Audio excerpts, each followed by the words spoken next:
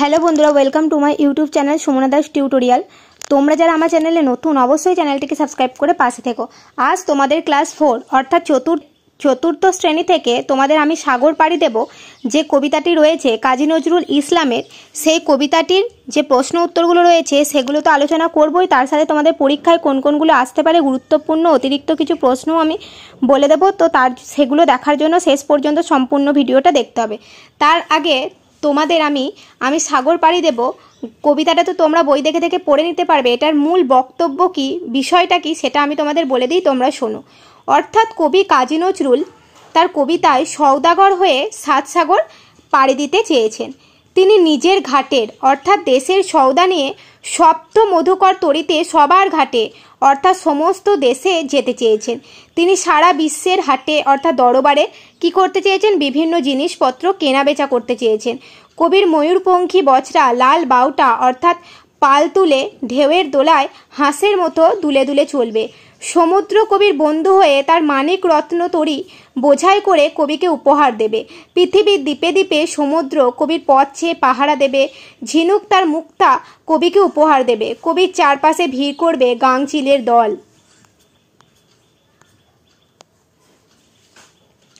আর নতুন দেশের তীর বা ভূমি হাতছানি দিয়ে কবিকে ডাক দেবে।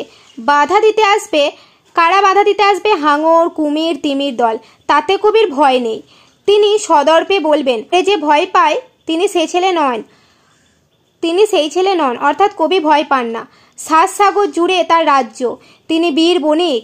হাজার নদীর জল কবির দেশ বা রাজ্যকে খাজনা অর্থাৎ সম্পদ দান করে। তাই জলদস্যুরূপী সেই সব জলজ জীবের সামান্য দুটো নখ দাঁত কবি সেসব দেখে ভয় পাবে না। জন্য কবি সমুদ্রের পীরগাজী নৌসেনারূপী জেলেদের তিনি পাহারায় রেখে গেলেন। যদি ওই দস্যুরা রাজ্যে ঢুকতে চায় বর্ষা দিয়ে তাদের এরা বিঁধবে। কবি এক দেশের সঙ্গে অন্য দেশের যে বিভেদ, যে প্রাচীর গাঁথা, তা তিনি বন্যা অর্থাৎ বাঁধ ভাঙা আবেগ দিয়ে ভেঙে দিতে চান। তার দেশের যে অমৃত সুধা তা অন্য দেশে ছড়িয়ে দেবেন। আর অন্য দেশের যে সুধা জ্ঞান অর্থাৎ সুধা বলতে গেলে জ্ঞান, নিজের দেশে সেটা নিয়ে আসবেন। কবি মাকে বলবেন ভয় কি গো মা, গির্জে গিয়ে তোমাকে সেই সম্পদ এনে দেব যেটা তোমার ঘরে নেই। কবির মা অর্থাৎ দেশমাতাকে দুঃখিনী মা বলে সম্বোধন করেছেন। জগৎজোড়া সুখ কুড়িয়ে এনে দেশমাতার লজ্জা ঢাকতে চেয়েছেন।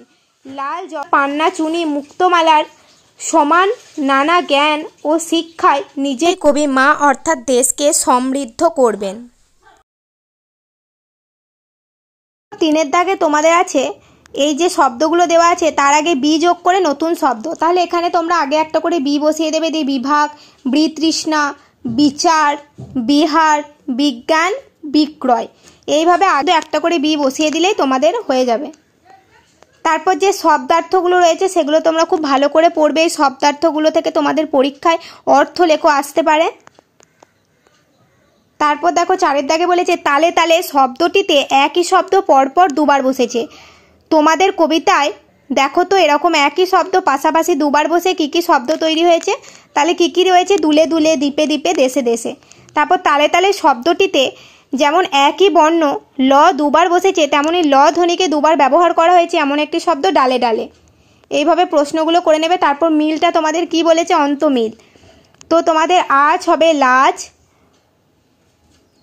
সিন্ধু হবে বন্ধু, সওদাগর হবে মধুকর, বদরগাজী হবে মোল্লা মাঝি। তারপর তোমাদের প্রশ্নের উত্তরগুলো আমি বলে দিচ্ছি, তোমরা দেখে নাও। এই প্রশ্নের উত্তরগুলো বলে দেওয়ার পরেই তোমাদের এই পার্ট থেকে কি কি প্রশ্ন পরীক্ষায় আসতে পারে সেটা আমি তোমাদের বলে দেব। সেই প্রশ্নগুলো দেখার জন্য তোমরা সম্পূর্ণ ভিডিওটা শেষ পর্যন্ত দেখো। প্রথম আছে সওদাগর কোথায় পাড়ি দিতে চায়? উত্তর কি হবে, সওদাগর সাগরে পাড়ি দিতে চায়। এগুলো তোমরা খাতায় লিখে নিতে পারো। ময়ূরপঙ্খী বচরা কিসের মতো দুলে দুলে চলবে? ময়ূরপঙ্খী বচরা ঢেউয়ের দোলায় অর্থাৎ রাজহাঁসের মতো দুলে দুলে চলবে। পরের প্রশ্ন, শুক্তি সওদাগরকে কি নজরানা দেবে? শুক্তি সওদাগরকে মুক্তমালার নজরানা দেবে। তারপর কথক সওদাগর হয়ে কাদের ভয় পান না? কথক সওদাগর হয়ে হাঙর, কুমির ও তিমিদের ভয় পান না। পরের প্রশ্ন কি আছে, কথক সওদাগর কিভাবে বিভেদ ভেঙে সমস্তকে একাকার করতে চান? কথক সওদাগর বন্যা এনে বিভেদ ভেঙে ফেলে সব কিছুকে একাকার করতে চান, কারণ বন্যা এলে দেশে দেশে গাঁথা দেওয়ালগুলি ভেঙে যাবে, ফলে আর বিভেদ থাকবে না। তারপরের প্রশ্ন, কথক কাদের জলদস্যু বলেছেন? হাঙর, কুমির, তিমি এইসব জলচর প্রাণীকে কথক জলদস্যু বলেছেন। তাদের জন্য তিনি কাদের পাহারায় রেখে যেতে চান? তাদের জন্য তিনি সিন্ধু গাজী, মল্লা মাঝি ও নৌ সেনারূপী জেলেকে পাহারায় রেখে যেতে চান। পরের প্রশ্ন, দেশে দেশে দেয়াল গাঁথা বলতে কবি কি বুঝিয়েছেন? দেশে দেশে দেওয়াল গাঁথা বলতে কবি এক দেশের সঙ্গে অন্য দেশের যে প্রাচীর, অর্থাৎ ভাষা, সংস্কৃতি অথবা শত্রুতার যে বিভেদ, একেই কবি দেশে দেশে দেয়াল গাঁথা বলেছেন। কিভাবে তিনি এর প্রতিকার করবেন? শিক্ষা ও সংস্কৃতির ধারা বন্যার মতো তিনি এক দেশ থেকে অন্য দেশে ছড়িয়ে দিতে চান। এর দ্বারাই তিনি বিভেদের প্রাচীর ভেঙে দিয়ে সবাইকে মিলিয়ে দিতে চান।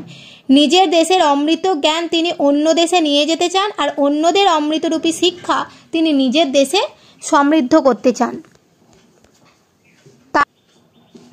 পরের প্রশ্ন, কবিতার কথক কোন জিনিসকে 7 সংখ্যা দিয়ে উল্লেখ করেছেন? কবিতায় কথক 7 সাগর মধুকরকে 7 সংখ্যা দিয়ে উল্লেখ করেছেন।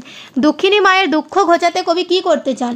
দুঃখিনী মায়ের দুঃখ ঘোচাতে কবি বাণিজ্যে যেতে চান, আর জগৎ জুড়ে সুখ কুড়িয়ে কবি দুঃখিনী মায়ের লজ্জা ঢাকতে চান। সেই সব মণিমুক্ত কবি মাকে এনে দেবেন যা তার ঘরে নেই। কবিতায় কোন কোন রত্নের কথা উল্লেখ আছে? কবিতায় লাল জহরত, মুক্ত, পান্না, চুনি। কবিতায় কোন কোন জলজ প্রাণীর উল্লেখ আছে? হাঙর, কুমির, তিমি। তো এই প্রশ্নগুলো সমস্তর উত্তর বলে দিলাম। তোমরা ধীরে ধীরে ভিডিওটা পজ করে করে শুনবে এবং উত্তরগুলো খাতায় লিখে নেবে। তারপর তোমাদের বিপরীত শব্দ লিখতে বলেছে, এখানে তোমাদের দেওয়া আছে, এখান থেকে বেছে নিয়ে। বাচনের আগে কি হবে? মরণ। পাতালের আগে কি হবে? আকাশ। দেনার আগে কি হবে? দেনার পর কি হবে? পাওনা। দুঃখর আগে কি হবে? সুখ। অগ্র, পশ্চাৎ, ওঠা, নামা। তারপর আধার, আলো, আর গোড়া, আগা। এই গেল বিপরীত শব্দগুলো। তারপর চলো তোমাদের যে গুরুত্বপূর্ণ এমসিকিউ এবং প্রশ্ন যেগুলো পরীক্ষায় আসতে পারে এই চ্যাপ্টারটা থেকেই তোমরা দেখে নাও। প্রথম প্রশ্ন কি রয়েছে? এগুলো তোমাদের গুরুত্বপূর্ণ প্রশ্ন, খুব ভালো করে তোমরা এগুলো মুখস্থ করবে। কবির সপ্ত মধুকর কোথায় ভাসবে? 7 সাগরে কবির সপ্ত মধুকর ভাসবে। কোথায় কবির বেচাকেনা চলবে? সারা বিশ্বের হাটে কবির বেচাকেনা চলবে। কারা কবির চারপাশে এসে ভিড় করবে? গাংচিলেরা এসে কবির চারপাশে ভিড় করবে। হাজার নদীর জল কি করে? হাজার নদীর জল কবির রাজ্যে খাজনা যোগায়।